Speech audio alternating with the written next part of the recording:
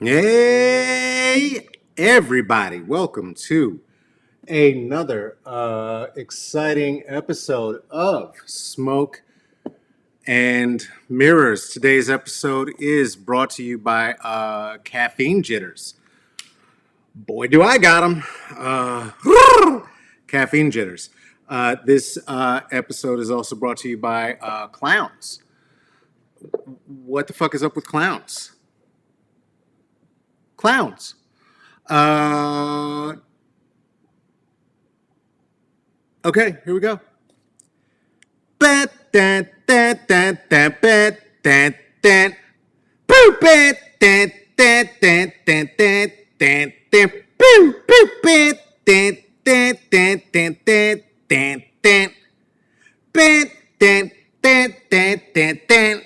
And now, here they are, your invenerable host, Carlos Karim Wyndham. Hey, what's happening? Good people, welcome to another Smoke and Mirror. I am so jacked up on caffeine right now. We'll talk about that going forward. Did the intro a little bit early so I could be here with you at 4:20 because I know that's why you're really here. So.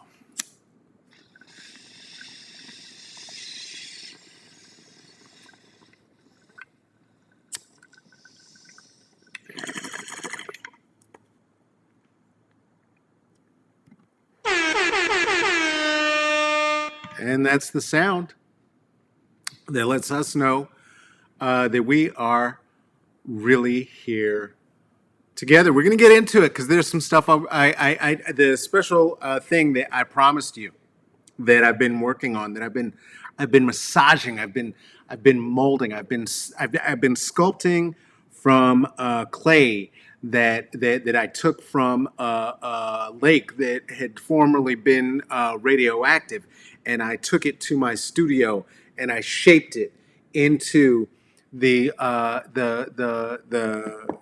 cultural presentation and the museum piece that you're going to see today. So that's going to be fun. But also tomorrow too. Tomorrow is when I'm going to be here with Ryan Nicole. Ryan Nicole is a multi hyphenate badass actor, MC, musician, organizer, activist, parent,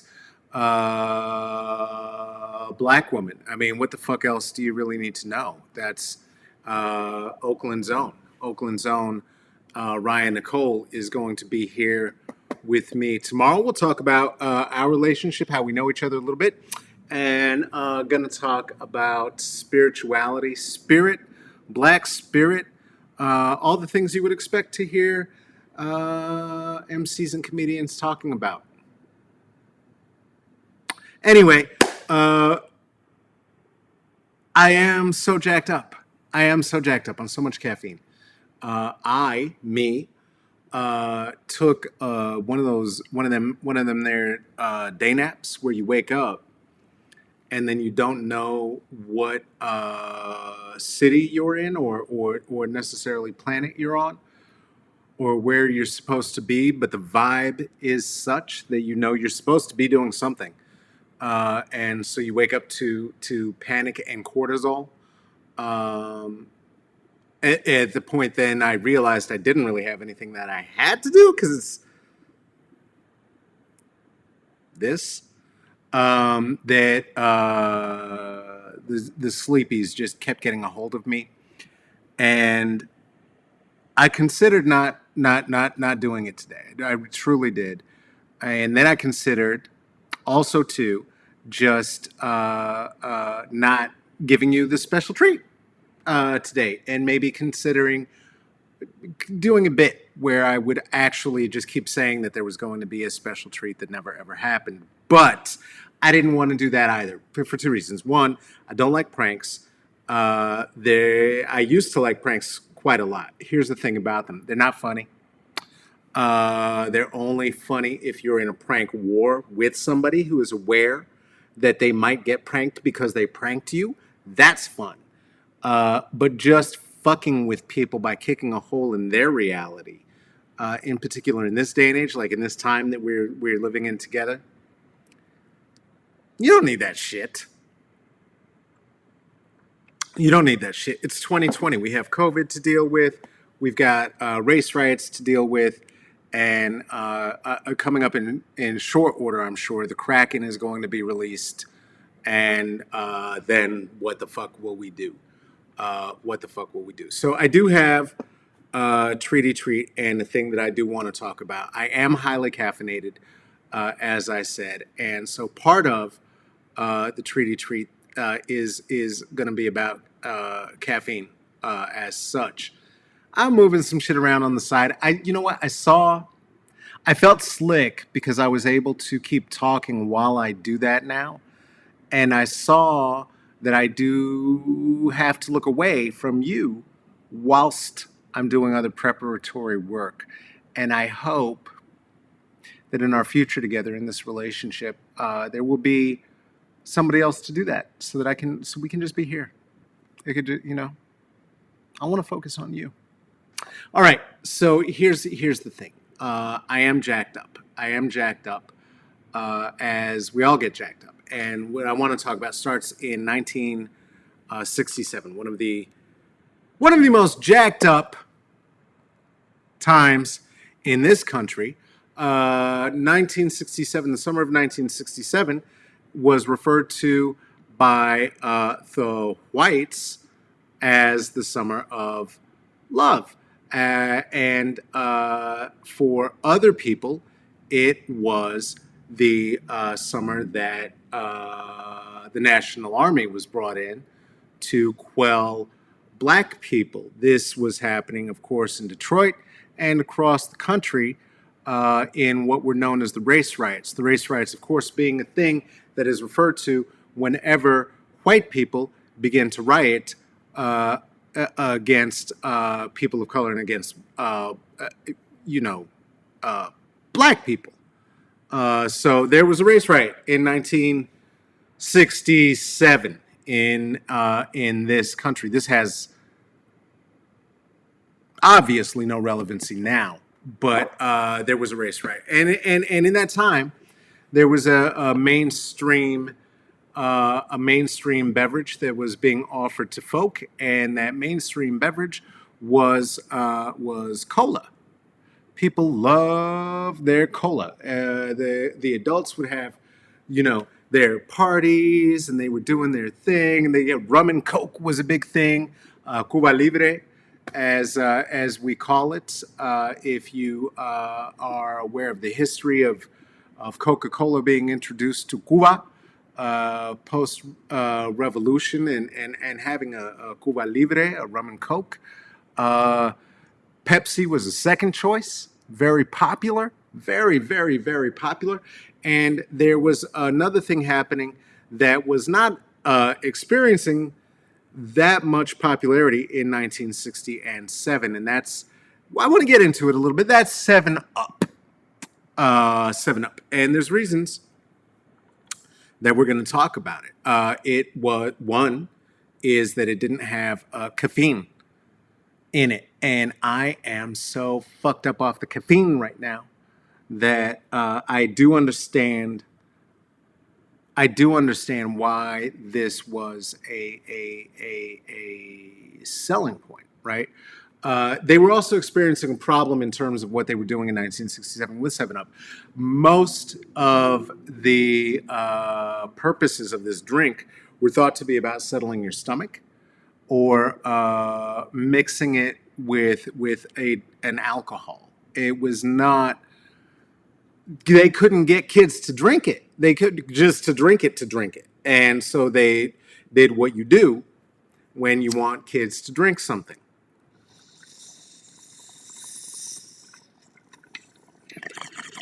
They started a marketing campaign,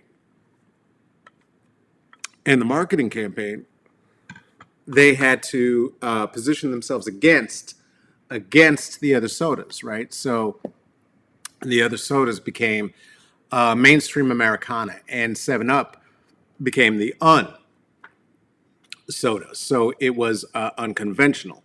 It was uncaffeinated. It was all of the uns. And as it was being all of the uns, it was also trying to catch the heat and the fever from that wonderfully marketed to white people summer of '67. Right, this was the idea that they were trying to latch into. How do they catch los hippie, that vibe? How are they going to catch the hippie vibe? And so what they did is they had a contest, and they had like a, hey, why don't you draw what this could look like contest? And so they did draw it. And what they did is a marketing campaign that had never existed before. They marketed their soda specifically to youth of the day. Now, when I say youth of the day, I'm not talking about like 6-year-olds. They marketed it to the hippies. And this is what they came up with. This because what they were doing is saying, hey, you draw it. You draw it. And then they took that drawing and they shared it out, right? You have a chance to work with the company from Chicago that made this idea up, and we're going to put you out there and make you famous with what the TikTok of the day, billboards. And so these billboards here became ubiquitous, and 7 Up started becoming quite popular with some of the youngs, not all of the youngs though. And so the non-conventionality of this soda was that they wanted to do something that had never been done before. They kept moving in a direction to reach new audiences, and as they did, they decided that they were going to do something that had never been done, which was to bring in a spokesperson of color, a black spokesperson, the very first one to sell soda in these here United States. And that, my friends, is who I would like to talk about today. One Jeffrey Lamont Holder. Now, I remember this person. I am of an age, not because I was kicking around in 1967 as a teenager by any stretch of the imagination. In fact, I think I was still just sitting around in my dad's balls. But in the 70s, this campaign kept going. It went from being the Uncola to being something that was crisp and clean with no caffeine. And the ubiquitous laugh of Jeffrey Holder was the thing that sold it. Now, the way that it was sold was for this man to get onto camera and talk to us about the bitter cola nut, the cola nut bitter cola. If you are somebody who is involved with West African traditions in the Americas, such as dance, you will be familiar with this cola nut that is in fact the source of the caffeine, much of it in colas and the cola flavor. And if you just bite a bit of it and put it in your lip, can give you this vibe, the caffeinated vibe, the highly caffeinated vibe. And so it was a comparison that was being presented by Jeffrey Lamont Holder for us between that and the refreshing lemon and lime of 7 Up, which, as we know, is not the same crisp and clean, no caffeine, as Sprite, which has caffeine, the ripoff and cousin of 7 Up, and of course the cousin of Sprite being Mountain Dew, which is it has caffeine and broges, I guess. I don't know what makes it that radioactivity. I don't know what it is that's in there to do the do. Anyway, point being, I remembered this person and I referred to them as the 7 Up guy. The 7 Up guy. And my co-producer and researcher, Tracy, said to me, as I was discussing the 7 Up guy, because I made a little joke about this thing never having had hydroxychloroquine, I don't know how to say that, in it, and never having it and never will, adapting the 7 Up thing. and referred to, well, what the hell was the deal with that 7 Up guy? And found out that the 7 Up guy was part of the counterculture that way. But it was much bigger than that. The 7 Up guy was actually an artist of great merit and a multi hyphenate who created a path for themselves that was absolutely unbelievable, and actually ends up being somebody who has possibility goals in terms of inventing and reinventing a life for themselves. Jeffrey Holder began life in Trinidad, Barbados as a dancer and found popularity in Europe. He began dancing when he was about 7 years old, found popularity in Europe in his teens and 20s, doing Caribbean reviews, and eventually moved to the United States. He was able to move to the United States because Mr. Holder was an artist, a visual artist as well, a painter of some note, and sold some 20 paintings to pay for passage for himself to get to the United States. When he got to the United States, got to New York, fell in love with the city. There, continued to sell art, including pieces that ended up living in the Guggenheim. What?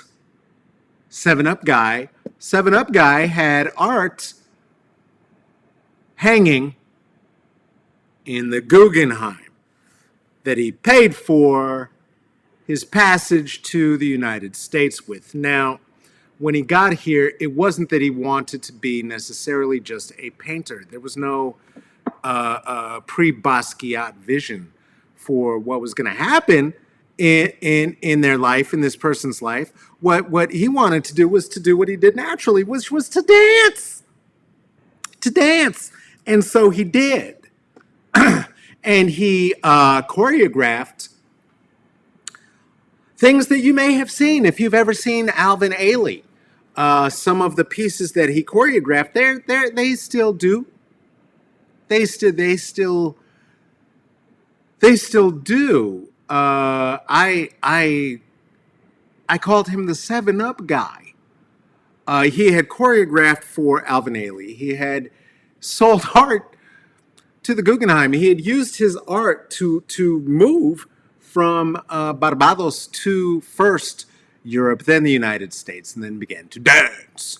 And as he was dancing, he became familiar with Broadway, and in Broadway, that's where he also began to act. And while he was acting and dancing and doing choreographies, was cast in an all-black version of Waiting for Godot. Waiting for Godot. I am a thespian, and as the followers of Thespis will tell you, this is one of the most difficult pieces that you could perform outside of Shakespeare, because it is just nonsense. It's just words, not unlike this, that come at you in a fast thing, and it didn't last long.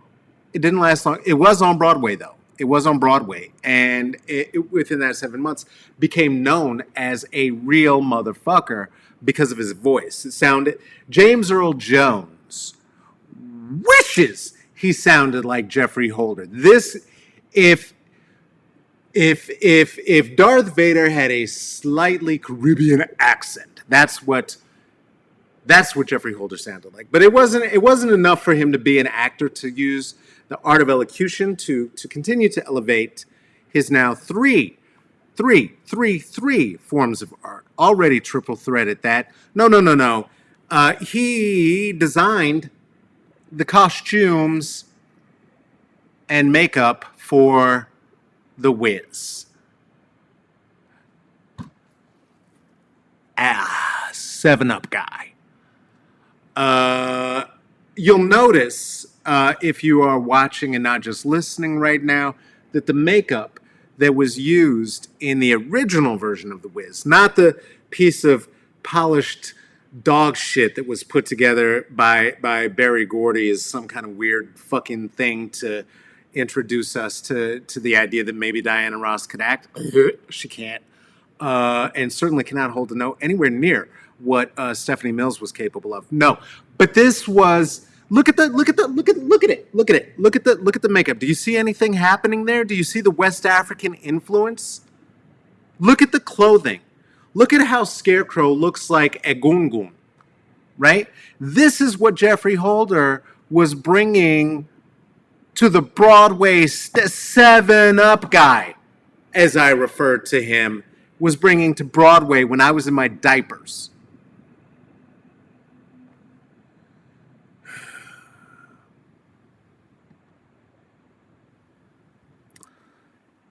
Because of all of this, he became a staple of Broadway, of New York, a place that he loved very much. This is a picture of him at Studio 54.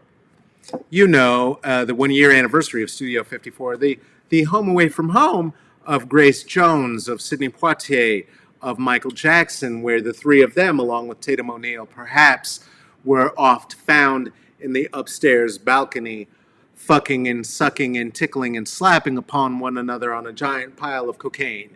The sort of party that you only get invited to if you are doing a thing in the arts.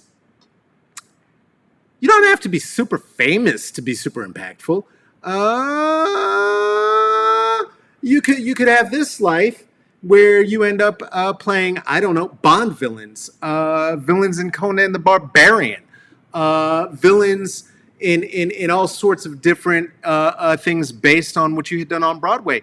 And you get to, because of the little pit-a-pat of your feet, a couple of strokes of your brush, and the fact that you happen to have a voice with much resonance and elocution, have the possibility to create an entire life where, though, up until his last days as an 84-year-old, he would be stopped in the street, sans white suit, being recognized as the 7-Up guy, was somebody who... Oh, here's another thing he did that was true. Check out these abs real quick. Just check out these abs real quick. This was something that was developed because of the way that he breathed as a dancer, where he really developed a technique of breathing that he then introduced to Katherine Dunham, which is now known throughout the entire world of choreography as the Dunham technique of breathing. If you know anything of choreography, you know what the Dunham technique is. 7-Up guy did that. What the fuck? And so what the lesson that I took from all of this is this.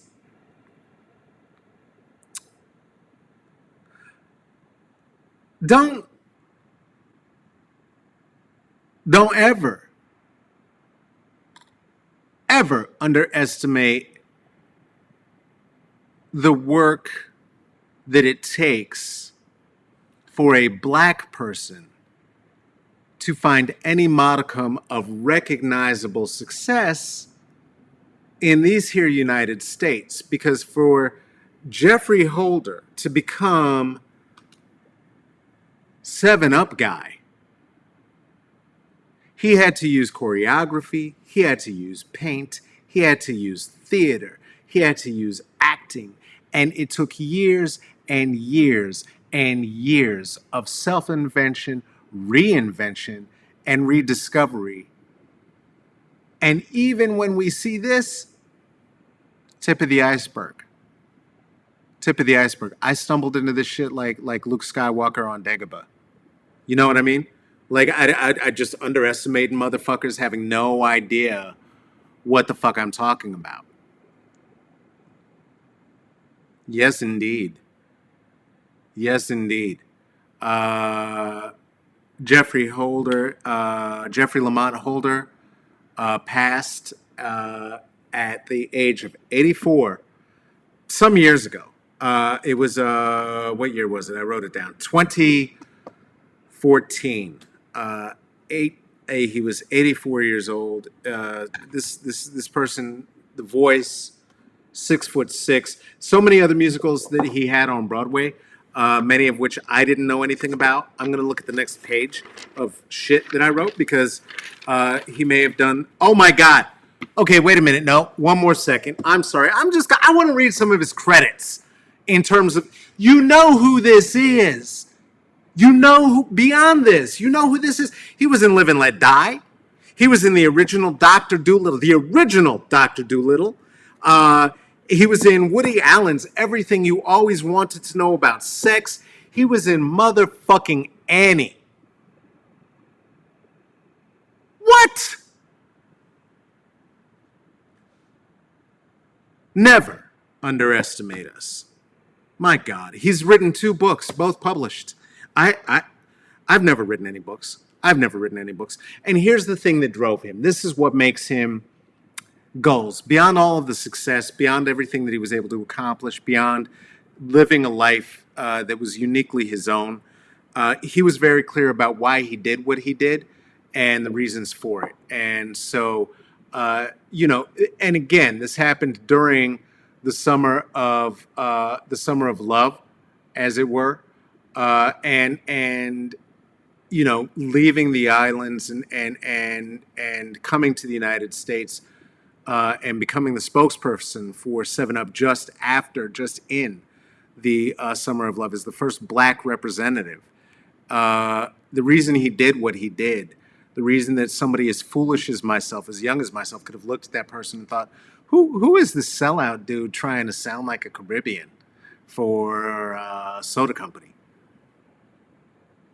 Ugh. Assumptions.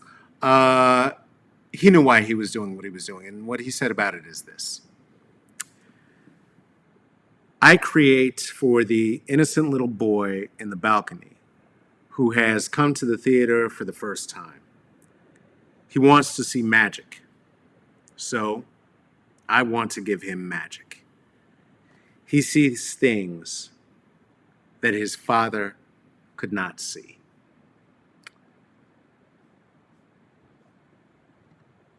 So, shout out to Jeffrey Lamont Holder. Shout out to 7-Up because you did create a platform that furthered the possibility for representation. It's one of the very few things that a corporation can do. One of the very few reasons that so many of us are excited about the serious stance that Ben & Jerry's took and the time that they took it. Most corporations don't have the spinal fortitude. If and when you see somebody being the first or the only, never, ever, ever underestimate the sacrifices and the work that went into that. There's an old saying in black communities that we have to work twice as hard for half as much. And I would say that the way that his functioning in the world and traversing the world really shows me possibility goals. One of the other realities is that if you do see us in a public space, know that we're not doing twice as much to get there. We're doing 6 times as much. So shout out to King of Uncola, Jeffrey Lamont Holder. Hey, this is Smoke and Mirrors, and so it's an exploration of comedy and culture and music. God damn it! I had that whole good episode, and then I had to fuck it up. Comedy, culture, and bullshit. That was about some culture and some bullshit, and it's about art, and it's about representation. And if you like it, it would be great if you would become a patron of this art. We have a couple of those, and their names are on the screen right now. That image with my stupid punum and that joke on it is a trading card, a real life trading card, for real. And you could have one.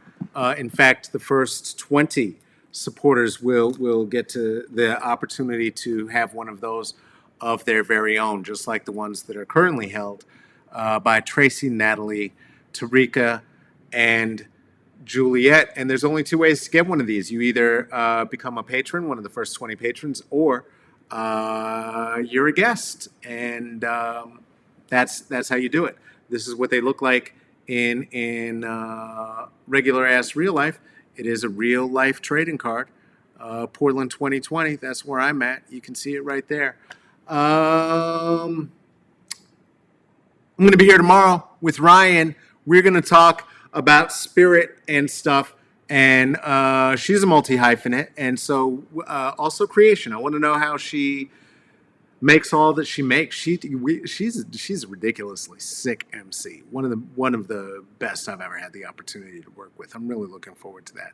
So I hope you'll join me here tomorrow. This is Smoke and Mirrors. It's called that for reasons.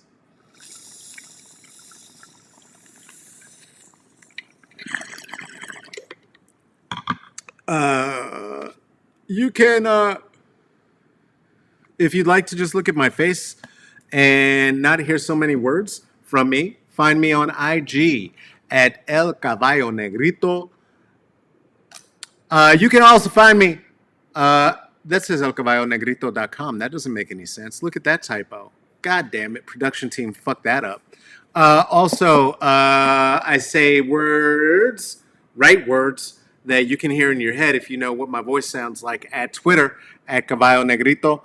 There is a special project I'm asking folks, if you have the means, if you are food secure right now, if your job is safe, if you have an extra pence in your pocket, support trans lives, trans black lives through the Okra Project. Not Oprah Project. This is not about the Queen of White Women. This is about the Okra Project. They are doing food security for trans black and brown folk. They can be dropped a dime at the Okra Project at PayPal. And they are all over the socials. You can look them up at Okra Project, OKRA Project. Work goes into this, and if you'd like to support it, you know what? There are some ways you can do that. One way that is non-monetary, just share it. I'd love for you to share it. That's what we do here. That's what we do under the Philosopher's Tree. I'm not going to bogart this garbage. It's a few minutes we spend together. What is it? It's nothing. I don't know what I'm doing here. Share it with somebody if you'd like to. I'd like that. We call that passing the J. If you'd like to invest, if this matters to you, if you think anything that we're doing here together is worth a shit, and you have a dime you could drop on it, you have $5 you could drop on it, there are ways you could do that, and I would appreciate it. Everything you do is an investment that goes directly back into the show. It is not monies that get spent on me. You could do that at Venmo, Carlos Wyndham, WINDHAM, Cash App, $C to the K to the WINDHAM, or PayPal me at CK Wyndham. Wyndham, like the jazz label, not the hotel, because I'm jazzy, and you better not sleep on me. All right, this has been Smoke and Mirrors. Please remember the name Jeffrey Holder. Do not drink a 7-Up in his name. That shit is nasty. But maybe you could listen to Stephanie Mills on the original soundtrack of The Wiz and think about the choreography and the struggle that went into bringing that to Broadway, and know that this person was part of that. You could do anything. Anything is possible. Use all of your skills. Dream big. Wash your hands. Take care of yourself. Take care of each other. I love you. Bye. Oh, I'm going to be here tomorrow with Ryan. Be back. Okay, bye. Bye.